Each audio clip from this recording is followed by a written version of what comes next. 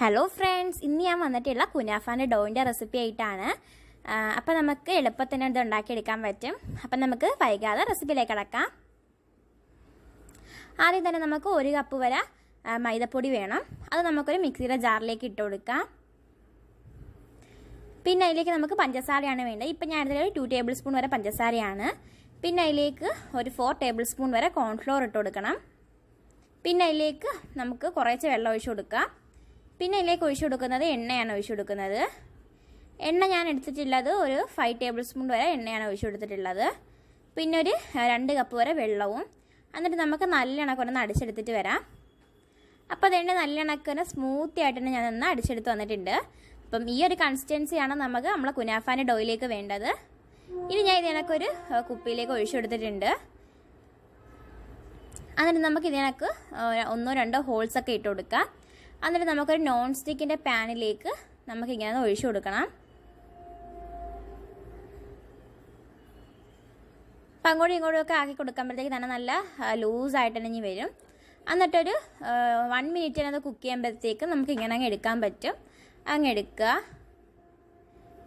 അങ്ങനെ തന്നെ നമുക്ക് ബാക്കിയുള്ള എല്ലാം ചെയ്തെടുക്കണം. പിന്നെ എൻ്റെ ചാനൽ ആദ്യമായിട്ട് കാണുന്നവരാണെങ്കിൽ സബ്സ്ക്രൈബ് ചെയ്യാൻ മറക്കരുത്.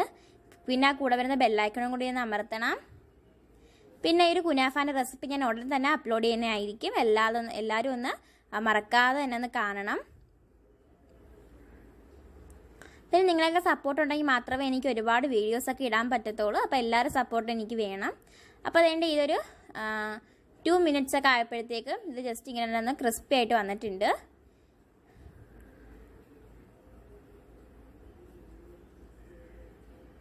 അങ്ങനെ നമുക്ക് ബാക്കിയുള്ള എല്ലാം ചെയ്തെടുത്തിട്ട് വരാം.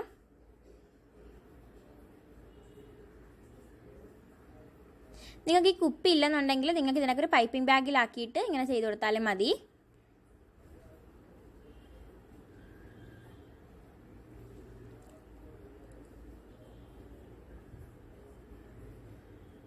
നല്ല ക്രിസ്പി ആയിട്ടുള്ള ഡോ തന്നെയാണിത്.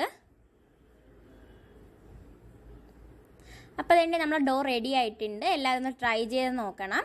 നല്ല ക്രിസ്പി ആയിട്ടുള്ള ഡോ തന്നെയാണ്. അപ്പോൾ ഈ വീഡിയോ ഇഷ്ടപ്പെട്ടിട്ടുണ്ടെങ്കിൽ ലൈക്ക് ചെയ്യാൻ മറക്കരുത്. അപ്പോൾ തന്നെ കമൻറ്റും ഇടണം. പിന്നെ നിങ്ങളെ ഫ്രണ്ട്സ് ആൻഡ് ഫാമിലിക്കൊക്കെ ഈ റെസിപ്പിയൊക്കെ ഒന്ന് ഷെയർ ചെയ്ത് കൊടുക്കണം. അപ്പോൾ നല്ലൊരു വീഡിയോ വരുന്നതിന് മേരെയും ടേക്ക് കെയർ. ബൈ.